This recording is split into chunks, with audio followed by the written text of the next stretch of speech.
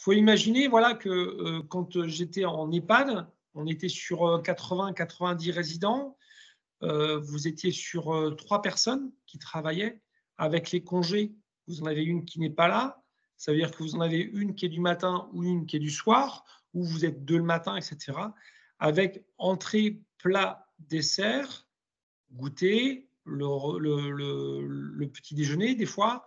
Donc tout ça à faire avec des textures, des fois du frais à faire, etc. Et donc 365 jours par an. Donc ça veut dire qu'il faut absolument avoir des solutions ou des techniques qui soient approuvées, qui vous permettent en fait d'avoir un débit et une qualité toujours présente.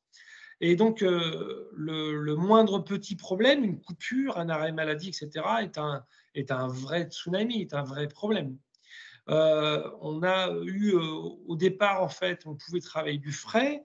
Après, du frais, bah, il fallait le laver, il faut le désinfecter avec des procédures et des process qui sont de plus en plus compliqués.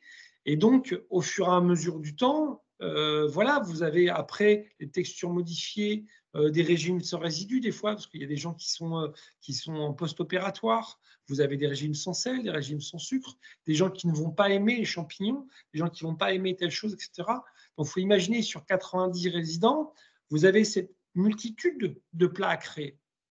Donc, mine de rien, on est passé au départ de ma carrière, je parle de ça maintenant, il y a de ça plus de 20 ans, on était à peu près avec 4 textures, 4 mixés, je dirais, sur les 90. À la fin, on était à peu près 25, entre 20 et 25. Ça veut dire que les gens qui rentrent en maison de retraite ont des pathologies en fait qui sont de plus en plus, voilà, plus en plus importantes. Mais c'est parce que c'est pas si mal. Ça veut dire aussi que les gens restent de plus en plus longtemps chez eux et que quand ils arrivent en maison de retraite, c'est-à-dire qu'ils ne peuvent plus subvenir à leurs besoins, je dirais, journaliers.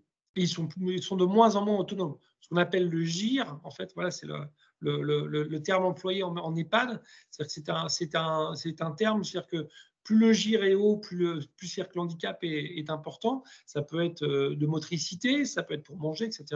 Mais donc, ça veut dire qu'il faut donc des solutions à ça. Donc, vous allez avoir, grâce à ces places de Pure Food, il va y avoir des solutions qui vont être apportées, qui vont dire, bah voilà, toute cette partie-là, je ne m'en occupe pas, et ce qui me permet de me consacrer à autre chose. Parce que, en fait, il faut imaginer que vous avez aussi des secteurs différents. Vous allez avoir différents chariots qui vont partir des fois dans ce qu'on appelle le PASA, l'UPAD, l'EHPAD. C'est des endroits qui sont différents parce que vous avez des gens qui sont Alzheimer ou Parkinson, qui sont en fait sécurisés quelque part.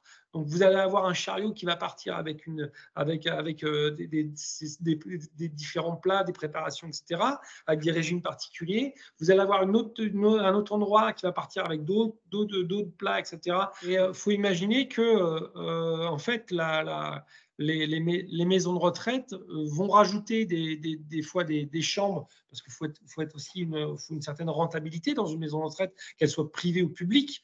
Et vous allez toujours avoir après des gens qui vont être en texture modifiée, haché gros, haché fin, mixé, enfin voilà. Et donc, il faut imaginer que souvent, on est seul en cuisine. On est seul pour faire tout ça, pour faire 60, 80 personnes, etc. Faut avoir les yeux en face des trous, c'est une expression, mais voilà, faut être bien réveillé, quoi. Et il faut imaginer ça tous les jours, avec justement des recettes à anticiper. Le bœuf bourguignon à démarrer pour le lendemain, etc., quoi. Donc, c'est un travail. Il faut bien imaginer, je répète, que s'il y a le moindre problème, on peut, on, on peut manger cher, hein, nous, hein, en tant que chef de cuisine.